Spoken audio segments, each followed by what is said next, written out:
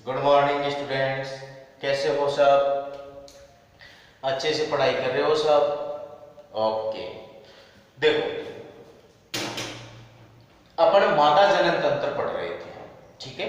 और मादा जनन तंत्र में अपन अंडाशय की संरचना पढ़ रहे थे, ठीक है। तो अंडाशय के बारे में जो सामान्य संरचना थी उसकी बात अपन ने कर ली थी, ठीक है। आज अपन अंडाशय की आंतरिक संरचना पढ़ेंगे, ठीक है। तो देखो, ये जो आपके सामने डायग्राम है ये अंडाशय का है, ठीक है। इसका है अंडाशय का। इस अंडाशय की संरचना पढ़ने से पहले अपन को एक चीज पता होनी चाहिए, और वो क्या है?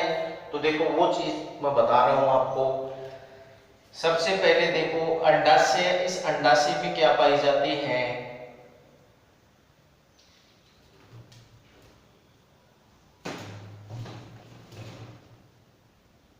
अंडाशय में पाई जाते हैं मादा जनन कोशिकाएं,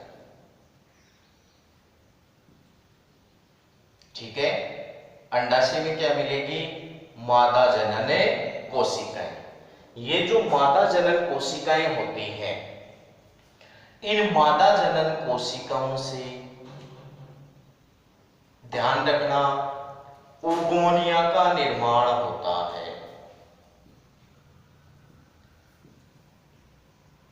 मादा जनन कोशिकाओं से क्या बनते हैं? ओगोनिया बनते हैं, ठीक है। फिर जो ये ओगोनिया है, इन ओगोनिया से प्राथमिक ओसाइट बनता है, ठीक है। ओगोनिया से क्या बनता है?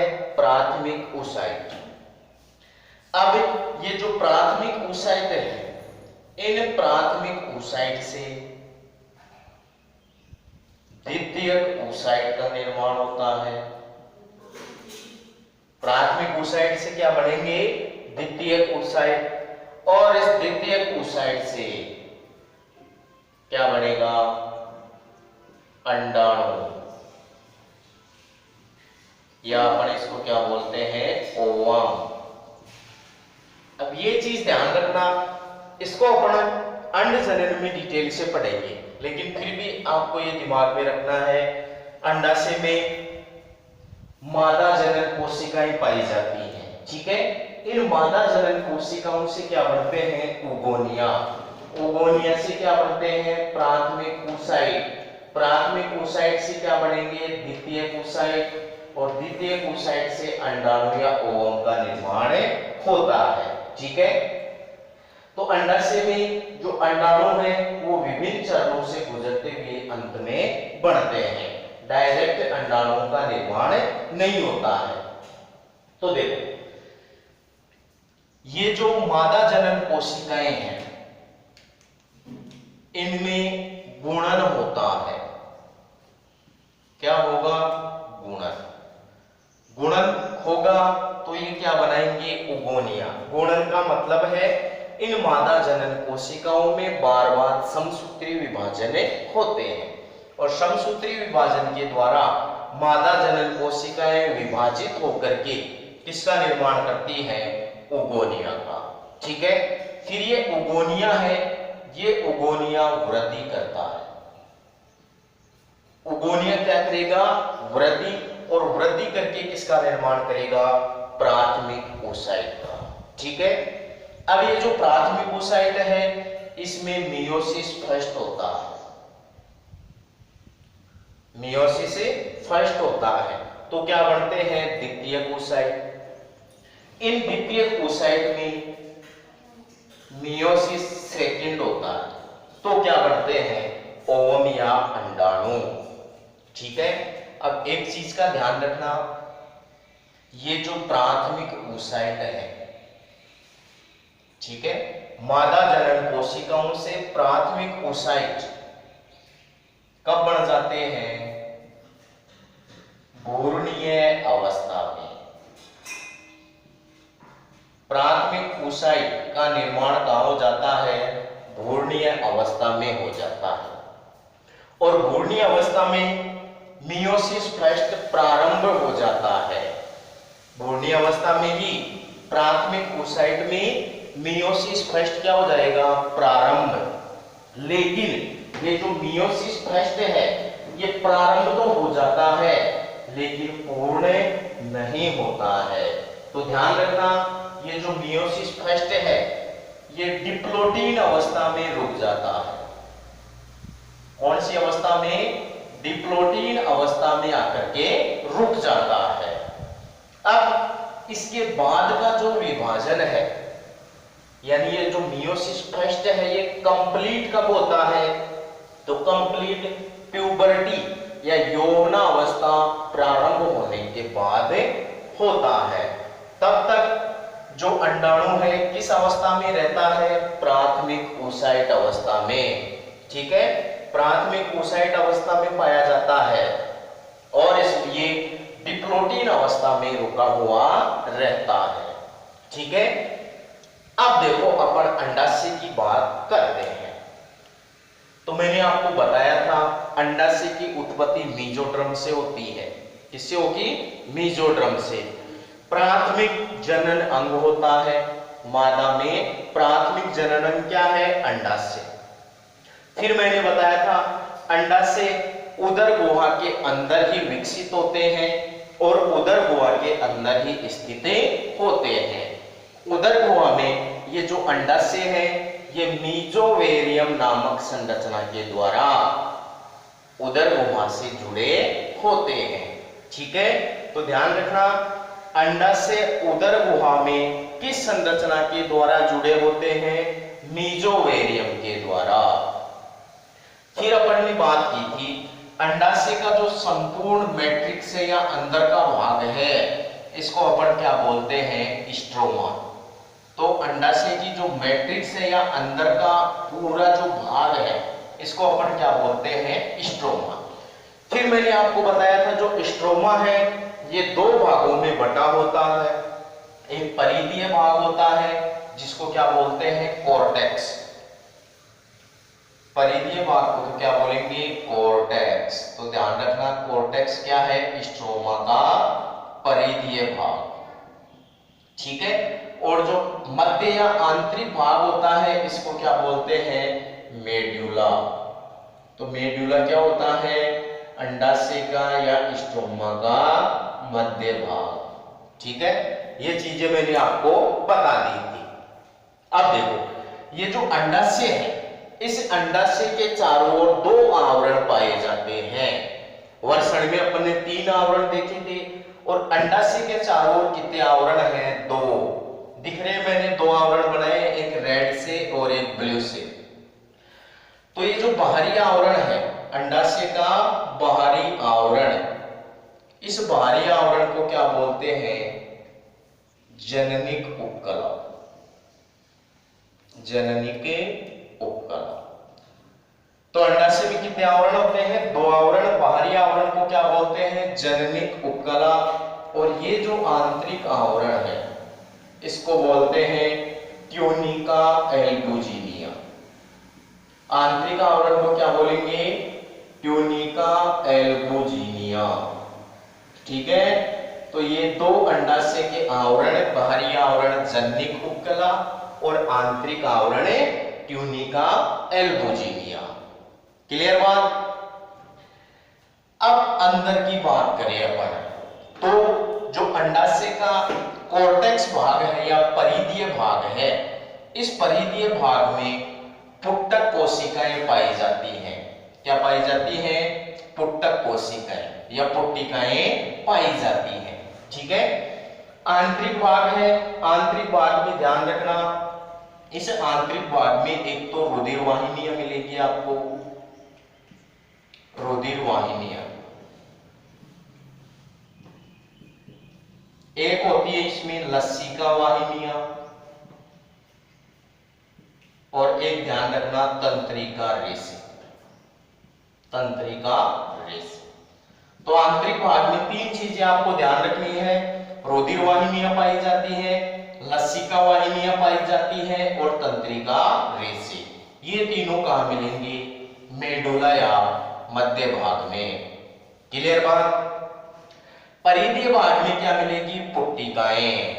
अब देखो मैंने आपको बताया कि जो प्राथमिक ओसाइट है, यहां प्राथमिक ओसाइट ये घूर्णीय अवस्था में बन जाते हैं, ठीक है। तो उगोनिया, जितने भी उगोनिया बनने होते हैं घूर्णीय अवस्था में बन जाते हैं। जन्म के बाद कोई उगोनिया नहीं बनते हैं। घूर्णीय अवस्था में ये उगोनिया क्या करते हैं, वृद्धि करके प्राथमिक ओसाइट का निर्माण कर लेते हैं। और प्राथमिक ओसाइट में मियोसिस फर्स्ट प्रारंभ तो हो जाता है लेकिन पूर्ण नहीं होता है।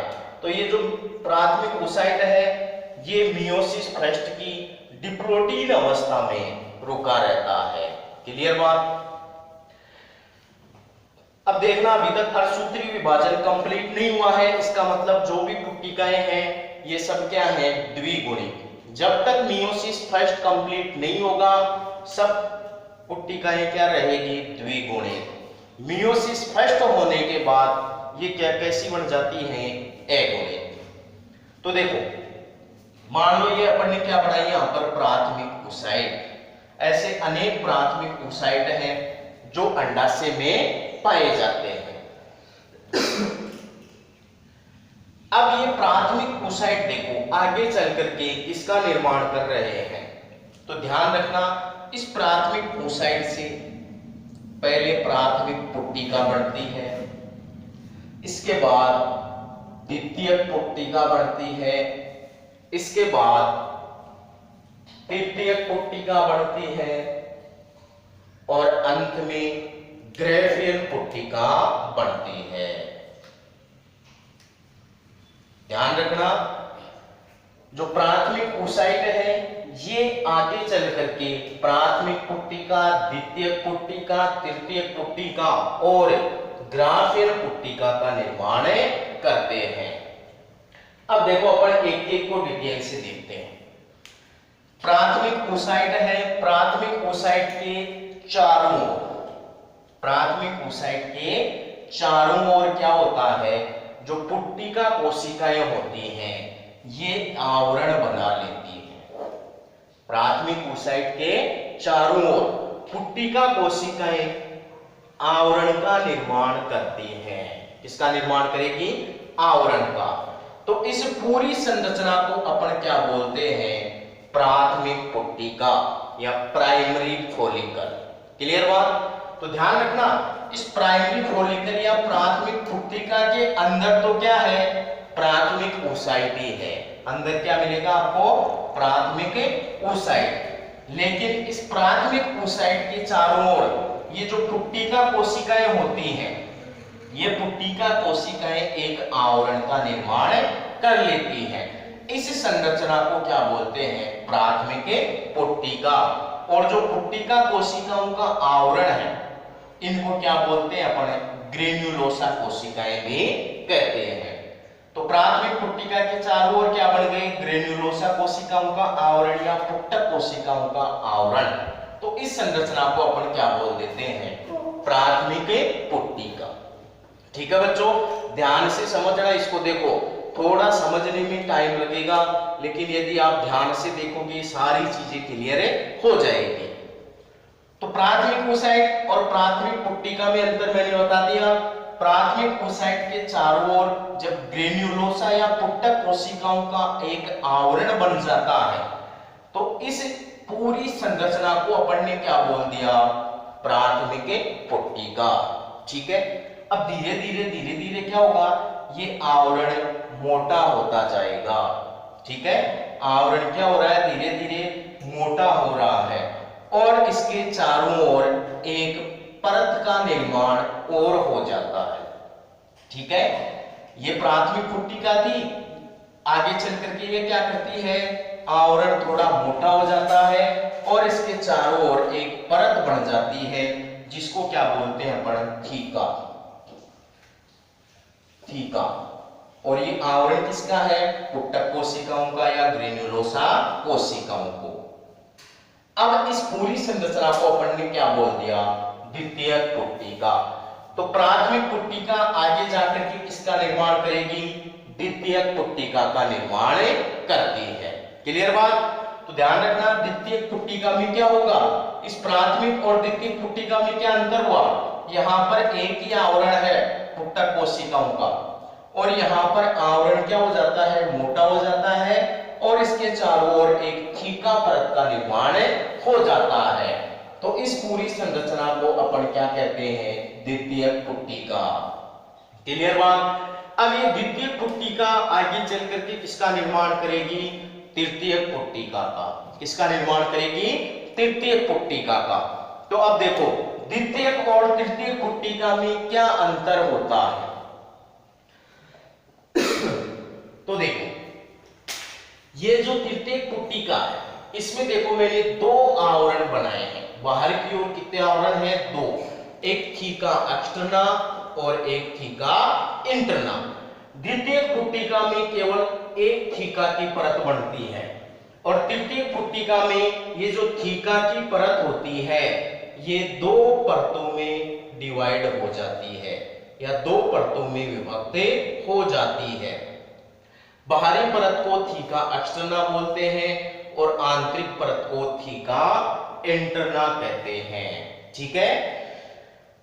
अंदर की बात करें तो वही पुट्टक कोशिकाओं का आवरण है जो थोड़ा और मोटा हो जाता है। और तृतीयक पुट्टिका में एक इंपॉर्टेंट चीज, वो क्या? इसके अंदर यानी तृतीयक पुट्टिका के अंदर एंट्रम गुहा का निर्माण हो जाता है। दिख रही है ये क्या है? एंट्रम गुहा। तो एंट्रम गुहा क्या है? एक द्रव्य युक्त गुहा होती है, यानी इस गुहा में तरल पदार्थ या द्रव्य पदार्थ भरे हुए होते हैं। तो ध्यान रखना, तृतीयक पुट्टिका में किसका निर्माण हो जाएगा?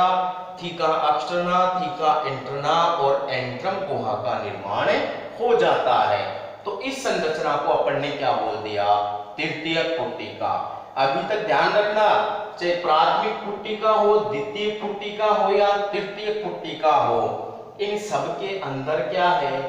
प्राथमिक ओसाइट। क्या है? प्राथमिक ओसाइट। मैंने बताया था प्राथमिक ओसाइट से क्या बनता है? द्वितीयक ओसाइट। और ये कब बनेगा? जब मियोसिस फर्स्ट कंप्लीट हो जाएगा। अभी तक ये प्राथमिक ओसाइट मियोसिस फर्स्ट की डिप्लोटीन अवस्था में रुका हुआ होता है। तो अंदर तो सब में क्या मिलेगी आपको? प्राथमिक ओसाइट। अब धीरे धीरे जैसे जैसे इसके चारों ओर आवरण बनते हैं, गुहा बनती है, पुट्टिका क्या होती जाती है? चेंज। तो द्वितीय पुट्टिका में ध्यान रखना, केवल थीका परत होती है, अंदर कोई गुहा नहीं होती है। लेकिन जो तृतीय पुट्टिका है इसमें क्या बन जाती है? एक तो गुहा बन जाती है जिसको क्या बोलते हैं? एंट्रम। और ये एंट्रम गुहा द्रव्य युक्त होती है, यानी इसके अंदर तरल पदार्थ भरे हुए होते हैं। दूसरी बात, थीका है दो परतों में विभक्त हो जाता है। बाहरी परत को थीका एक्सटर्ना और आंतरिक परत को क्या बोलते हैं? Theca interna. तो इस पूरी संरचना को अपन ने क्या बोल दिया? तृतीयक पुट्टिका। ठीक है? अब देखो, तृतीयक पुट्टिका के बाद जैसे ही प्यूबर्टी आती है, जैसे ही क्या आती है? प्यूबर्टी या यौवनावस्था आती है, तो अंडजनन की जो प्रक्रिया रुकी हुई थी वो वापस प्रारंभ हो जाती है। वापस प्रारंभ होने का मतलब ये जो प्राथमिक ओसाइट है ये डिप्लोटीन अवस्था में रुका हुआ था। तो इसमें क्या होता है? मियोसिस फर्स्ट यानी अर्धसूत्री विभाजन प्रथम पूर्ण या कंप्लीट हो जाता है। तो जैसे ही मियोसिस फर्स्ट कंप्लीट होता है, ये प्राथमिक ओसाइट किसमें बदल जाता है? द्वितीयक ओसाइट का निर्माण करता है। अब मियोसिस हो गया, इसका मतलब प्राथमिक ओसाइट तो कैसा था? द्विगुणित, और ये द्वितीयक ओसाइट कैसा है? अगुणित। यानी यहां पर मियोसिस फर्स्ट हो रहा है, तो मियोसिस फर्स्ट के द्वारा प्राथमिक ओसाइट से द्वितीयक ओसाइट बन रहा है। देखो क्या बन रहा है, द्वितीयक oocyte। तो द्वितीयक oocyte कैसा है, एगोनियल, क्योंकि इसमें क्या हो गया, मियोसिस फर्स्ट। ठीक है, तो देखो तृतीयक पुट्टिका किसका निर्माण करती है, ग्राफियन पुट्टिका का निर्माण करती है। तो तृतीयक पुट्टिका और इस ग्राफियन पुट्टिका में क्या अंतर है। तृतीयक पुट्टिका में देखो प्राथमिक oocyte पाया जाता है। इस प्राथमिक oocyte में जैसे ही प्यूबर्टी आती है, मियोसिस फर्स्ट कंप्लीट हो जाता है, और मियोसिस फर्स्ट जैसे ही कंप्लीट होता है, प्राथमिक oocyte इसका निर्माण करता है, अगुणित द्वितीयक oocyte का निर्माण करता है। अब ये जो द्वितीयक oocyte है, ये द्वितीयक oocyte इस मेम्ब्रेना या पुट्टक कोशिकाओं से एक संरचना के द्वारा जुड़ा होता है। उस संरचना को क्या बोलते हैं, क्यूमुलस oophores, या इसका दूसरा नाम भी है जर्म हिल। तो द्वितीयक oocyte इन पुट्टक कोशिकाओं या मेम्ब्रेना ग्रेन्युलोसा से किस संरचना के द्वारा जुड़ा होता है, तो आपको ध्यान रखना है क्यूमुलस oophores या जर्म हिल के द्वारा द्वितीयक oocyte किसके द्वारा जुड़ा होगा, मेम्ब्रेना ग्रेन्युलोसा परत के द्वारा जुड़ा होता है। क्लियर बात। अब बात करें अपन, ये जो oocyte होता है, चाहे प्राथमिक oocyte हो या द्वितीयक oocyte। अब द्वितीयक oocyte की अपन बात कर रहे हैं। द्वितीयक oocyte में दो अंड झिल्लियां पाई जाती है, ध्यान रखना। यानी जो अंडाणु होता है, अंडाणु के चारों ओर दो अंड झिल्लियां पाई जाती है। कौन कौन सी, एक तो होती है जोना पेल्यूसिडा और दूसरी होती है कोरोना रेडिएटा। ध्यान रखना बच्चों, जो अंडाणु होता है इसके चारों ओर दो अंड झिल्लियां होती हैं, जोना पेल्यूसिडा और कोरोना रेडिएटा। तो जो बाहरी अंड झिल्ली है इसको तो क्या बोलते हैं, बाहरी अंड झिल्ली को कोरोना रेडिएटा, सॉरी बाहरी अंड झिल्ली को क्या बोलेंगे, जोना पेल्यूसिडा, और आंतरिक जो अंड झिल्ली है इसको क्या बोलते हैं अपन, कोरोना रेडिएटा।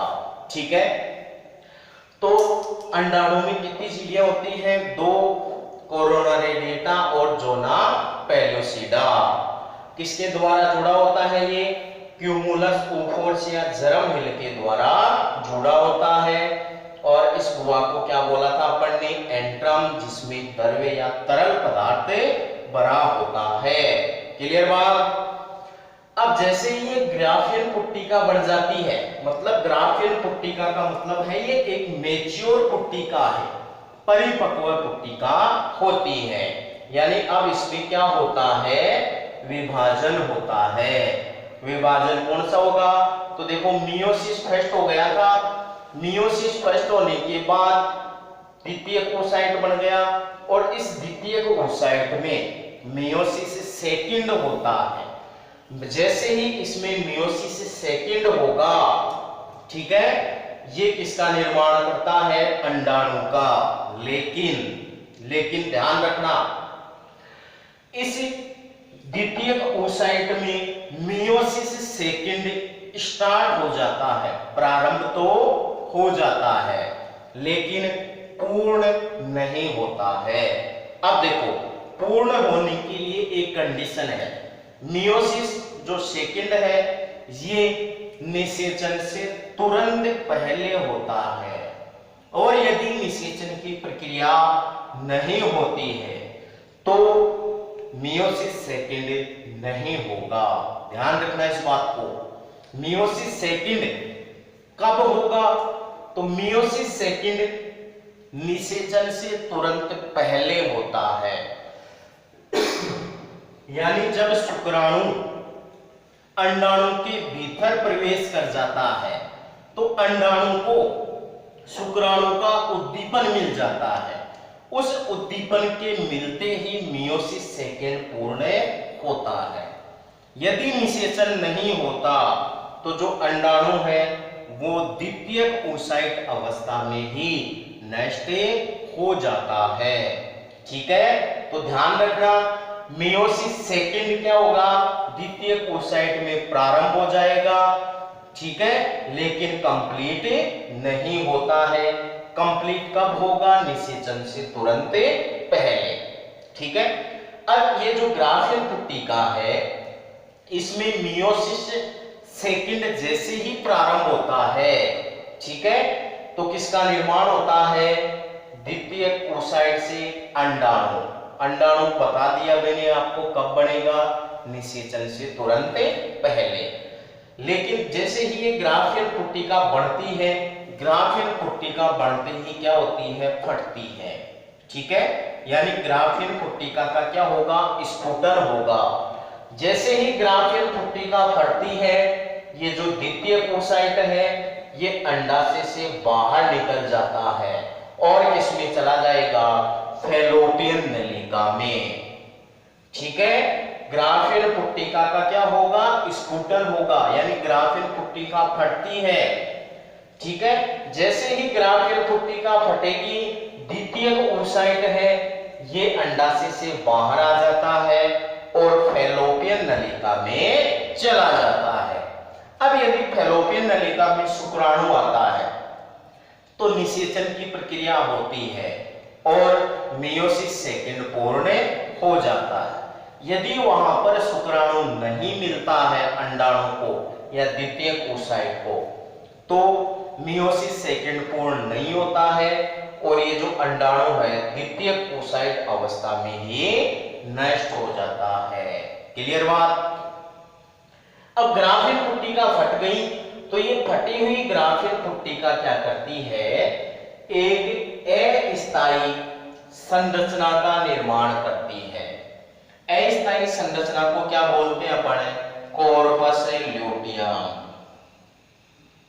ठीक है, फटी हुई ग्राफियन पुट्टिका एलएच हार्मोन के नियंत्रण में, फटी हुई ग्राफियन पुट्टिका किसका निर्माण करती है, कॉर्पस ल्यूटियम का निर्माण करती है। और इस कॉर्पस ल्यूटियम के निर्माण को प्रेरित कौन करता है, एलएच हार्मोन, जो अग्रपीयूष ग्रंथि द्वारा स्रावित होता है। ध्यान रखना, तो फटी हुई ग्राफियन पुट्टिका किसका निर्माण कर रही है, कॉर्पस ल्यूटियम का, किसके नियंत्रण में, एलएच के नियंत्रण में। अब बात करेंगे कॉर्पस ल्यूटियम। कॉर्पस ल्यूटियम, इसमें पीले रंग की ल्यूटियल कोशिकाएं पाई जाती हैं। कॉर्पस ल्यूटियम में पीले रंग की कौन सी कोशिकाएं पाई जाती हैं, ल्यूटियल कोशिकाएं पाई जाती हैं। ठीक है, अब देखो अपन बात करते हैं कि अंडाशय दो हार्मोन का स्राव करता है मुख्य रूप से। ठीक है, वैसे तो अनेक हार्मोन स्रावित होते हैं, लेकिन फिलहाल अपन दो हार्मोन की बात करेंगे, एक ईस्ट्रोजन और एक प्रोजेस्टेरोन। दो हार्मोन, ईस्ट्रोजन और प्रोजेस्टेरोन। तो ध्यान रखना, दोनों हार्मोन अंडाशय स्रावित कर रहा है। अब ये ध्यान रखना है अंडाशय का कौन सा भाग ईस्ट्रोजन का स्राव करेगा और कौन सा भाग प्रोजेस्टेरोन का स्राव करेगा। तो ध्यान रखना, ये जो थीका है और थीका में भी जो थीका इंटरना है, थीका इंटरना के द्वारा एस्ट्रोजन हार्मोन का स्राव होता है। थीका इंटरना किसका स्राव करता है, एस्ट्रोजन।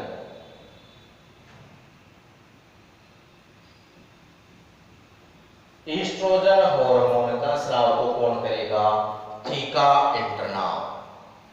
दूसरा हार्मोन कौन सा है, प्रोजेस्टेरोन। उस प्रोजेस्टेरोन हार्मोन का स्राव कौन करेगा, कॉर्पस ल्यूटियम। तो ध्यान रखना, कॉर्पस ल्यूटियम किस हार्मोन का स्राव करेगा, मुख्य रूप से प्रोजेस्टेरोन। हालांकि देखो एस्ट्रोजन का स्राव भी ये करता है। तो कॉर्पस ल्यूटियम के द्वारा प्रोजेस्टेरोन हार्मोन भी स्रावित होता है और ईस्ट्रोजन हार्मोन भी स्रावित होता है। अपन जब आर्थोइड चक्र या मेंस्ट्रुअल साइकिल पढ़ेंगे तो वहां पर देखेंगे कौन कौन से हार्मोन अंडाशय द्वारा स्रावित होते हैं। तो जो पूर्ण कंप्लीट हार्मोन है वो अपन आंडव चक्र या मेंस्ट्रुअल साइकिल में बात करेंगे। फिलहाल ध्यान रखो, कॉर्पस ल्यूटियम है, प्रोजेस्टेरोन और एस्ट्रोजन दोनों का स्राव करता है। ज्यादा किसका करेगा? प्रोजेस्टेरोन का, और एस्ट्रोजन का कम स्राव करता है। तो एस्ट्रोजन ज्यादा स्रावित किससे होगा? थीका इंटरना के द्वारा। ठीक है, तो फटी हुई ग्राफीन थोटिका किसका निर्माण करती है? अस्थायी संरचना, जिसको अपन क्या बोलते हैं? Corpus luteum. अब देखो, ये प्रोजेस्टेरोन और एस्ट्रोजन का स्राव करती है, इसलिए ये एक प्रकार की क्या है? अंतःस्रावी ग्रंथि भी है। ठीक है, अब यदि यहां पर निषेचन हो जाता है, यदि निषेचन हो जाता है तो प्रसव तक मादा कॉर्पस ल्यूटियम अवस्था में बनी रहती है। मतलब यदि निषेचन हो जाता है फैलोपियन नलिका में तो ये कॉर्पस ल्यूटियम प्रसव तक बनी रहती है, और यदि निषेचन नहीं होता तो ये कॉर्पस ल्यूटियम धीरे धीरे क्या होती है? नष्ट होना प्रारंभ कर देती है। ठीक है, यदि निषेचन हो जाता है तो कॉर्पस ल्यूटियम कॉर्पस ल्यूटियम प्रसव तक बनी रहती है, और यदि निषेचन नहीं होता है तो कॉर्पस ल्यूटियम धीरे धीरे नष्ट होना प्रारंभ हो जाती है, और नष्ट होती हुई कॉर्पस ल्यूटियम को क्या कहते हैं? कॉर्पस एल्बिकेंस कहते हैं। क्लियर बात? तो ये अपन ने अंडाशय की संरचना देखी है। अंडाशय की संरचना अपन ने कंप्लीट कर ली है। तो इस वीडियो को आप ध्यान से सुनना और इसको अच्छे तरीके से समझना। ठीक है, इसके बाद अपन अगली क्लास में बात करेंगे। धन्यवाद।